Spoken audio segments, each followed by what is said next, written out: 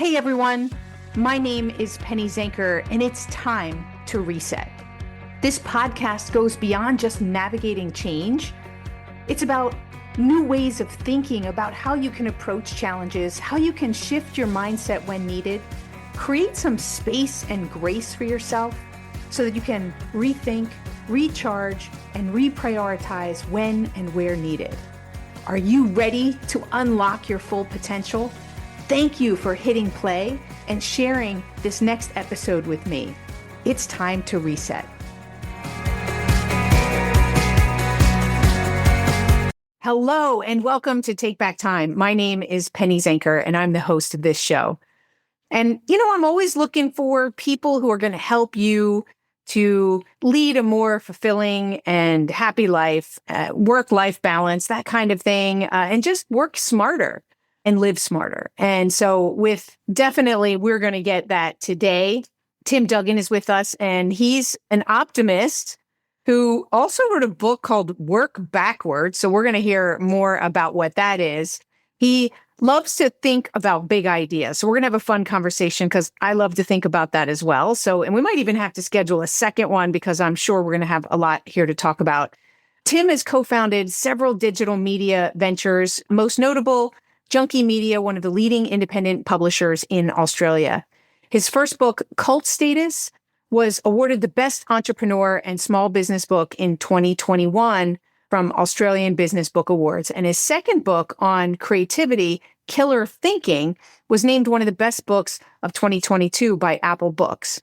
And his new book, as I said, Work Backwards, it explores how anyone can take advantage of once-in-a-generation's opportunity to rethink how and why we work. He's the chair of Digital Publishers Alliance, an industry body that represents over 150 titles from leading independent digital publishers. And he began his career as a music journalist for Rolling Stone and currently lives with his husband in Mallorca. So, whoa, I told you we've got a lot to talk about. Tim, welcome to the show. Thank you very much, Penny. I look forward to having lots of things to chat with you about. Yeah. So, when we jumped on and you said you were living in Mallorca, I was jealous. And, so I would imagine you talked about, the opportunities of this generation, right? Is that one of those things where we can just pick up and move wherever we want to go and live a better life immediately? It actually is. And the way that I think about it is my husband is Scottish. And we have both lived in Australia for the last 10 years together. And pre-COVID, we both said, let's go and visit view the rest of this big, beautiful world. On a walkabout. Don't you call it a walkabout? We do call it a walkabout, yes. Yeah, we wanted to go and just discover living in another place. And almost the only option that was available to us pre-COVID was giving up our jobs in Australia and who we worked for, and moving to Europe and starting afresh. So finding new contacts, new opportunities. And then COVID happened. And that is what, the once in a generation's moment that I talk about, that's changed the way that we think and approach work. Mm-hmm. And it means that now we live in Mallorca. We work 3 days a week from here. My husband works those 3 days a week for an Australian company on a mixture of Spanish and Australian time. And I sit here in my office in Mallorca and write books and do some consulting and do most of my work now through Zoom in Australia and around the world from this little tiny speck of an island in the middle of the Mediterranean. So that is one of the reasons why work has changed so much. Yeah, totally. But, so let's talk about that. So let's say people pick up and they go, you know what? I can live anywhere, right? Some people are going to have to leave their jobs because there's this whole going back to work thing that employers want. Not everyone, like the smart ones are giving people the flexibility, but there are those that don't. What's your thought that you're talking to leaders who think they need to come to the office? What's your argument and thought as to why they don't need to come to the office can be equally as productive? It's such a fascinating tug of war that's going on at the moment between employees and employers around whether they work from home or whether they return to the office. And we're now 5 years on from when most knowledge workers first went back into their, bedrooms and dining room tables and home offices. Can't even believe it's been 5 years. It's wild to think that was half a decade ago. And the most amazing thing is that we are still having this discussion. The science hasn't settled yet. Companies haven't settled yet. Employees and employers are still fighting out this tug of war. And I argue that that's such a healthy way of working, because for the first time, we're actually having a conversation between different levels of an organization around what type of work we're doing and where's the best place to do it from. And pre-2020, so in 2019 and going back for most of the century, there wasn't a conversation. If you wanted a job, your employer said, you need to come in 5 days a week into this office here, and you're going to work these hours. That was it. There was no conversation. True. I just love the fact that we're still now, 5 years on, actually having this really interesting discussion around where you should work and what type of work you should do when you're there. Okay, great. I was expecting you to, really fight for the got to give everybody their freedom. I'm going to come back to that in a second, but you said two things that I wanted to make a comment on. First of all, I love the fact that you used tug of war. I don't know if you know, but my first book, the tagline is Tug of War with Time. And I started to think about that whole, what is a tug of war? We use that expression, but what is it? And it fits so perfectly here because the official definition is a struggle for control. I love that. Right? I thought the same thing when I was like, oh, wow. I love that. Like if you think about that, that's what it is. The only reason why leaders feel like we have to come back to the office, in my opinion, is they feel like they don't have control. And the only way they can have it is if people are in the office. And that is so not true. And they don't want to let the others win, right? It's like, no, we can't let the employees tell us what to do. Yeah. That's the way that I'm heard some people, and maybe I'm making some assumptions here, but that's sort of the mentality of a lot of those companies and leaders that want to force people to go back to work because they think we can go back to the way that it was. We will never go back to the way that it was. Yeah, I totally agree with that. I think the idea of control being something that employers so used to having that control and asserting that control that it was completely discombobulating for many businesses in the start of the pandemic. Most people didn't know what to do. The power, I think, probably swung too far and the control went too far in the way of individual workers. And now there's a discussion about who has that control. And that's such a healthy thing. And the reason why I didn't kind of, jump on and straight away say, fight for freedom and everyone should be able to work from wherever they want is because it is probably the most personal aspect of the future of work, because every employee is different. Every organization is different. Every industry is different. And every moment in your career is different. So there's some moments when working from home 5 days a week would be the ideal solution. And there's also some moments where working in an office 5 days a week would be the ideal solution. I advocate roughly for a mixture of the two of those, depending on your circumstances and the type of work you're doing and what level you're at and the size of your team and all these things. But the fact we can just have this conversation now is such an amazing thing that I think none of us predicted this would have happened this time 5 years ago. So true. But we're having a lot of conversations that we never expected to have. Even the AI conversation, what AI can do for us and how our jobs and work are changing just because of what technology can do for us today. So that's there are a lot of cool discussions. And I would agree with you that it's a good thing that we're having those discussions. And I'm an optimist by heart. And therefore I view AI, for example, there are many threats to that, but there's also just as many opportunities.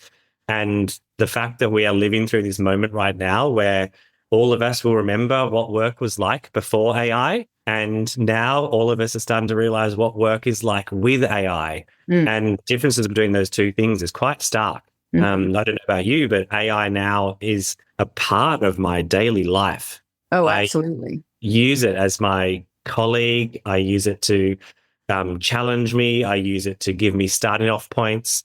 For me, it hasn't replaced any of the work that I do, but it's augmented it. and it's Yeah, made me better at it. And that's quite amazing. I agree. I think it definitely does the same for me. But I guess it's like anything is, it's an emotional reaction that we have when changes come, right? We're not logical. We're emotional beings, Yeah. right? And so that's our first reaction is to resist. I remember when the cell phone came out, like Yeah. I was like, you know what? I'm on the phone all day. Like the last thing that I want is to have a work phone that comes home with me. Like, no. And I resisted for a really long time. And I'm a technology person. Like I really love technology, Yeah. but I just felt Wow. like I needed some separation. And in some ways, I wish I could go back to that mindset because I still need the separation.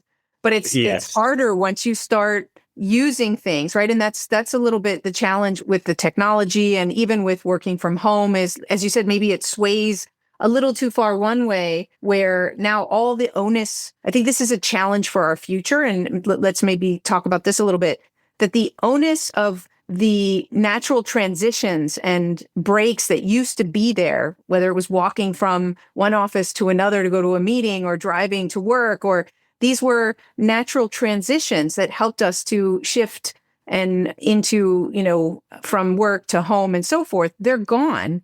And then the Yeah. onus is left to us to set boundaries, and we suck at setting boundaries. We certainly do. And because of that, we are overworking. So one of the most fascinating pieces of research that I was looking at as part of research for my book, Work Backwards, that it came out recently, is around Microsoft looking at team software and looking at how we worked pre-pandemic when we were working in office and then post-pandemic when we were working from home. Mm-hmm. And they found that the average day actually increased by 13%, the length of the day. So 46 minutes.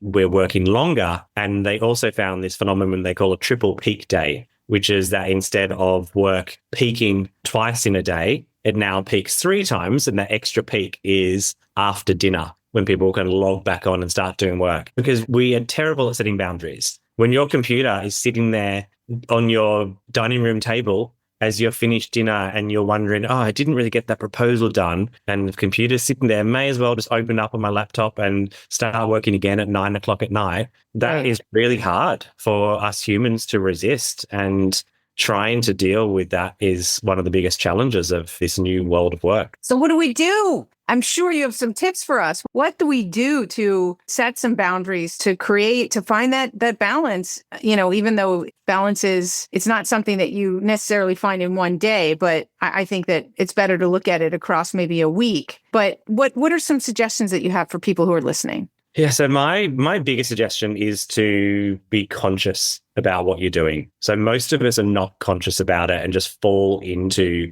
these default paths without thinking too much. The entire premise behind Work Backwards is basically that we're working the wrong way around. So instead of the main way that we tend to work is that we think of work first. So a job comes first, we get a job, then the job gives us some money, and then we spend that money on the lifestyle that can afford. So it's the work, money, life cycle. And flipping it around is thinking life first, then money, and then and only then work. And so the life side of things is you need to have 3 things that I think are really important in order to have a better life-work balance. And I love acronyms because I find them really useful for people to remember these things. And Right. the acronym for this is called a MAP, because you need a map if you're going to change direction. And MAP stands for meaning, anchors, and priorities. So what meaning do you get from work and outside it? What are your anchors, which is another word for core values that make you you? And what are your priorities in terms of all the things you could be spending time on? And if you can have a map and figure that out, that then is the most important thing and the first thing you need to do in order to be able to start knowing what boundaries are being crossed, because you're not living out your anchors or you're not living out the priorities that you wanted to live out.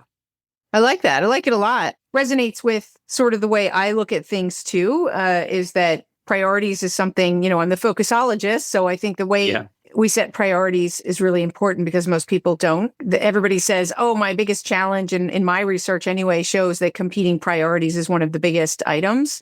But the truth is, we don't have priorities. If we had competing priorities, it simply means that you don't have a criteria that says this is more important than that, right? priority means it's already in order. So so that really resonates with me. And I love the anchors and meaning is so important that people know what gives their life meaning. And I think that many people don't. Yeah, and that's why. So once again, it comes back to this consciously thinking about it. Mm. Because if you don't consciously think, what meaning do I get from work? What meaning do I get outside work? Then something will fill that void. And that might be your job. It could be a boss that sees that you don't have much meaning and will try and force you to give everything to work. It might be sometimes even that you might not therefore get any meaning from your job, which is almost as bad as getting too much meaning from it. So I think really understanding what meaning you get from work, so what lights you up, what's the part of work, doesn't need to be 100% this like shining light of purpose that's going to fulfill you every day, because that's a lie. It just needs to be some kind of meaning, as well as what meaning you get outside work, because it's really important to understand what fills your bucket outside of the 9 to 5. If you understand those two things, that's really one of the first steps of being able to understand yourself a bit better. Totally.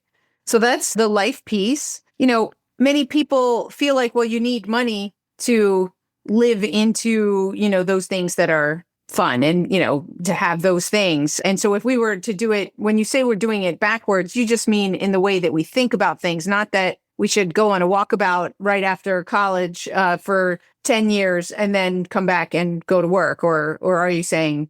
No, I think so instead of thinking about it as work first and then money and then life, you flip it around. Think of it as life first, which is figuring out your map. Then the money side is once you've figured out what your priorities are, what your core values are, what your meaning is, then the little exercise that I love doing is called a backwards budget, which is basically just figuring out, okay, what do I need? How much money do I actually need to live off this month or this year in order to live a life that I want to live? And most of us don't do that. Most of us wait until our employer says, congratulations, Tim, you've got a job. I'm going to pay you $50,000 a year. And I don't know if that's enough money for me. If it's not enough money for me, am I going to be happy? But if you can figure out within the money part of, well, in order to live the life I want to live, I only need $40,000 a year. All of a sudden, it changes the equation that you have with work, because you might look at a job and say, well, maybe I only need to work 4 days a week in order to get that money. You maybe say no to a promotion, or you might realize that you need $100,000 a year to live, and therefore you might go for a different job or a different aspect of that job. Right. So I think just understanding that money side, which is kind of a part of work that not many of us really consciously think about. Often the employer has all of the control, to come back to an earlier theme. Yeah, I mean, that's a great point, right? That does put you back in control because you know what you want, right? You know what you want, and you know whether this job is going to be meaningful for you, from the money side, but you've already done the life piece to know whether the job's going to be meaningful for you. So I really like that. I'm a backwards thinker myself. So, you know, Amazing. Stephen Covey said it. I follow that. Start with the end in mind. Like, where do you want to be? And then work your way backwards. Even for a problem that you're going to solve, you always have to reconnect to the objective. That's the whole part of my reset practice, is step back and reconnect to what gives you meaning or what the objective is, so that you can get perspective and look at the different options and open up to new opportunities and things, and then realign with what's in alignment with your goals, your values, you know, your intentions and so forth. So that really resonates with me. I think I love the connection with resetting. I think that's a really simple and clear way of thinking about when things get too much and you don't know what's going on and things get a bit wild. You really need to press that reset button, and kind of comes back to consciously thinking about, yes, am I in the right place at the right time, doing the right thing? Yeah, that's why I said we're in line there, because it is about being conscious about our choices and really purposeful about our actions, right? Really being very intentional and really connected to the results that we're seeking. So absolutely. And I like it because it's just so simple and easy to access, that it's also not when things are going haywire and do it then. But geez, what if we did it every day just to live a little bit more consciously, to be more present, to be more in line with our, you know, our goals, values, and intentions? Then we're really avoiding some of those burnouts and breakdowns. Yeah, I love that. Maybe while we're on this topic, and then we'll come back and switch. I like to ask every guest, about what they would say is, and I know you don't know very much about my book, but we just talked about reset and reset practice. How would you define a reset mindset, and why is that important? Great question. And I just from chatting with you now, I can understand where you are coming from and how you view the world. And to me, the idea of a reset mindset, I imagine, is about coming back to the beginning and really thinking things either clearly or with a beginner's mindset around how can I approach this potentially complicated problem in a simple way or in a different way that I haven't thought about. And I think there's something quite lovely in the concept that you are preaching around resetting. I think it's a really simple and clear principle. That's my take on it. Please tell me yours. Tell me. I want it to be what anybody wants it to be. If, it's that I think there is a little bit of commonality in that, right? But if people have their own nuances, I love that because it's alive. So for me, I mean, obviously I wrote more than 100 pages on it. So there's depth to it. But it's just reconnecting to what's important to you. I use it. The three things that I typically say are, firstly, it's about dynamic reassessment. Mm-hmm. So I call it the new generation of the growth mindset, because we're not waiting to learn over time. We're learning and adapting real time. We're dynamically reassessing our priorities, our values, our interests, our desires, our needs, and so forth. And therefore, we have to reset frequently in order to stay aligned. It's value creation based, so value driven, and that would be values, but also value. So I'm looking to create the highest value for myself and for those that I interact with, if it's in business or even in my relationships, that I'm thinking about the big picture, what really matters and what moves the needle. And the third aspect is there's a willingness to reinvent. So like you said, is always coming back to, is there a better way to do this? Best practices from last year or 5 years ago are not going to be best practices for the future. Things are changing more rapidly than ever. So we really, if we want to be successful and we want to thrive, then we have really no other choice than to be more dynamic. And at the same time, there's a huge benefit that we become more grounded also and feel more in control, even in times of change. So yeah, I love that. I love that. That's my preach. That one in particular really resonates with me, because I feel that our workplaces at the moment are going through a reset mindset, and the employers are trying to do this, bosses are trying to figure it out, staff are trying to figure it out, and that you have to have this willingness to experiment, see what works. If it doesn't work, start again, not be wedded to the old way that things used to be done. So I can see the workplaces moment it's important to have that reset mindset. It totally is, right? And to be conscious of how you navigate it, but anyway, I'm asking you about your stuff. So we're having a good conversation. There's a lot of commonality here. Absolutely. There absolutely is. But what didn't I ask you yet that's really important to share before we close out today? The final step then in the work backwards process is we spoke about work. We then spoke about money. We spoke about life. And then we spoke about money. And then the final part then is work. And the most interesting thing is my book, Work Backwards, is a book about work, but actually don't speak about work until we get to the final third of the book. Mm-hmm. And that is because we spend normally so long thinking about work and giving it the number one priority. And once you've figured out the life you want to live, how much money you need to live it, it's then and only then you should either think of what work should I do? Or of the work that I'm currently doing, how can I use some of these tools that we have available to us now to make it work better for me? And these tools are things like hybrid working, flexible work, remote working, 4-day work weeks, artificial intelligence, career breaks, having sabbaticals, even doing meetings better is a way of clawing back minutes of your day, hours of your day that you can then spend on things that you like doing with your life. So that's a whole nother show, like why we're still having the same meeting culture that didn't work before is beyond me. But hey, my goodness. Could talk for But hours on terrible meeting culture. right, totally. So I'd love to have you on again and we talk about, I'd like to also talk about big thinking and creative thinking and ideas. So we'll have to do that. Let's end with a question around hybrid working, right? That is here to stay. I'm curious, what do you think is the biggest challenge for hybrid working for leaders, and maybe a suggestion on how to deal with that? Yeah, I think we're still at this such early stages of figuring out how it works. But to me, it feels like the biggest issue is around trust and transparency. And that is, trust is a two-way street, and trust needs to come from a boss trusting that the employer is going to be working and working hard and working in a diligent way.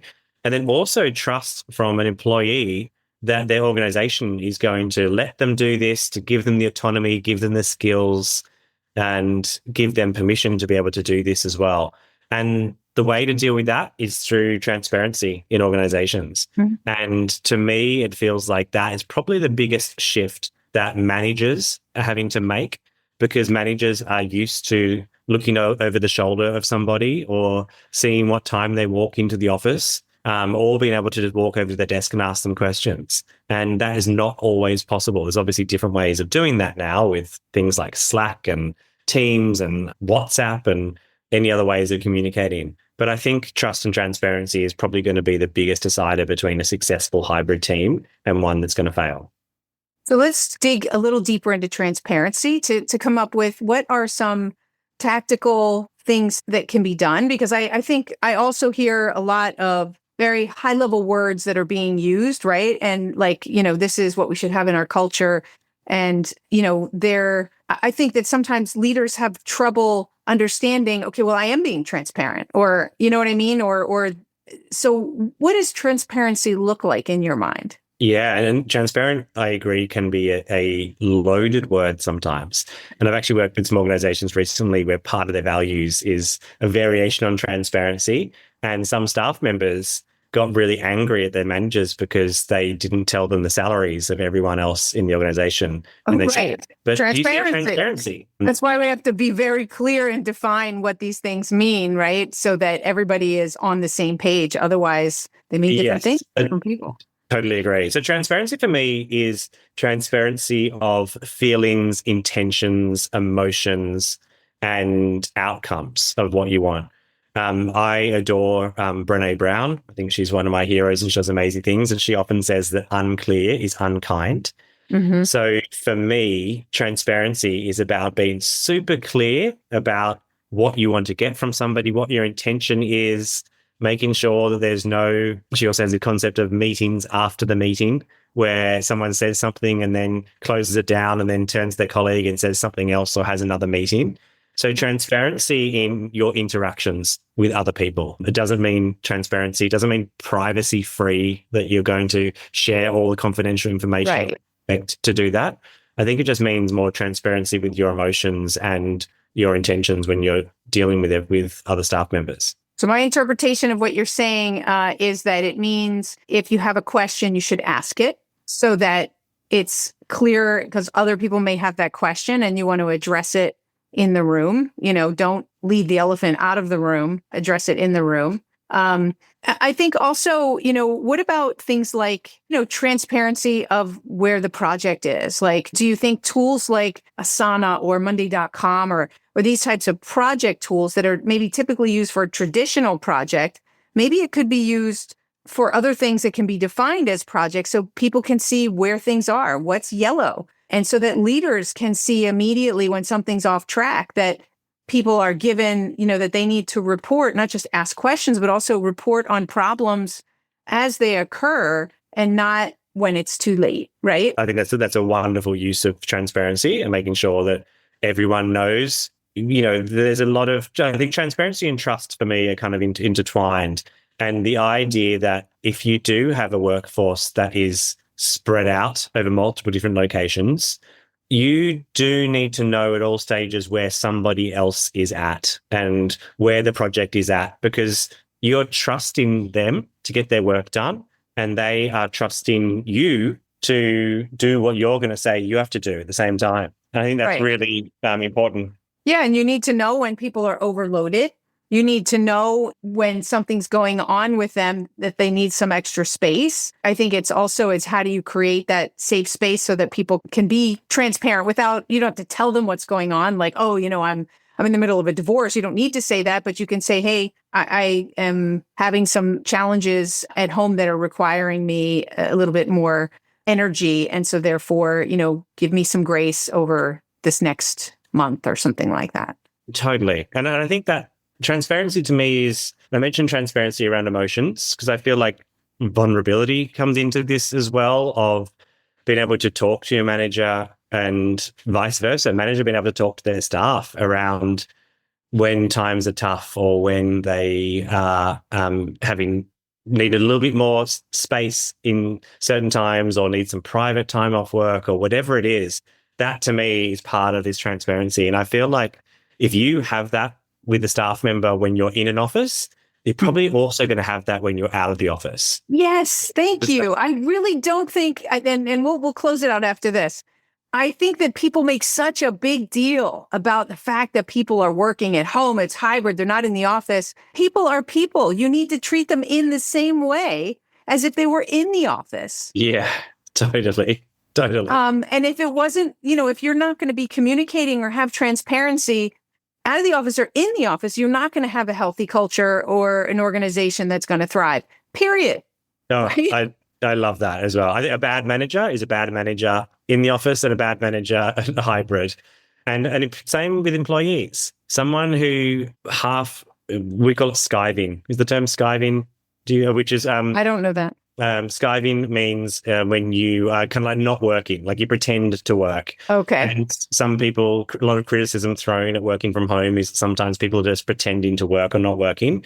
Well, newsflash, the same people are doing the same thing in an office. That's right. They're also not working or pretending to work or wasting time by surfing the internet.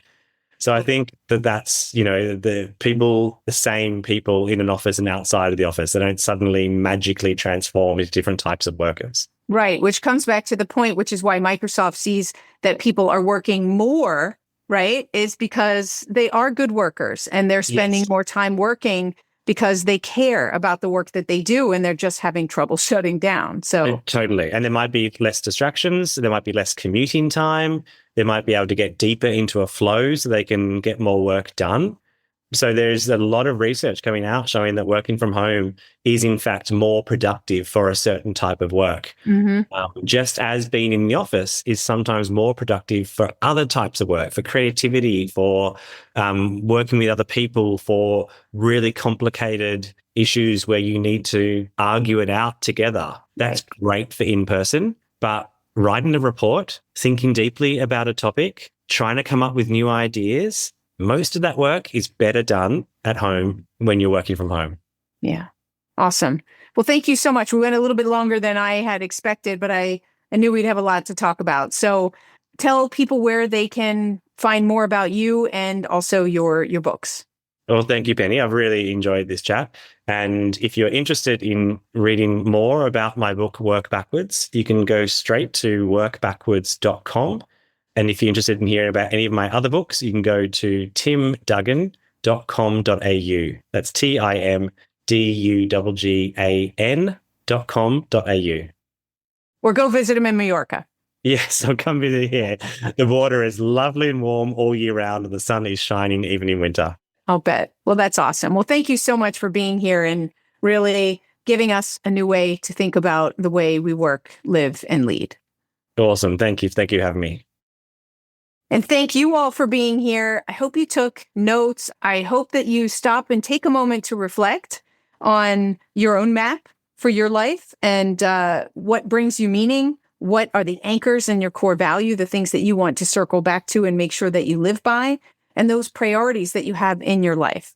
So every area helps you to work backwards in your life, work backwards on your budget, and then at work as well. Lots of great tips here. Really reflect, take some notes, and identify a couple things that you can put immediately into practice.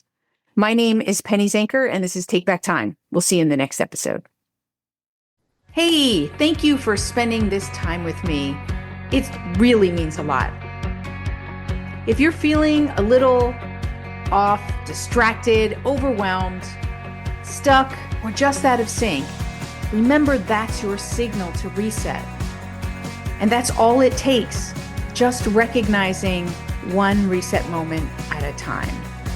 So stay tuned for more tips, tools, tricks, stories, strategies, all here on Time to Reset. We'll see you in the next episode.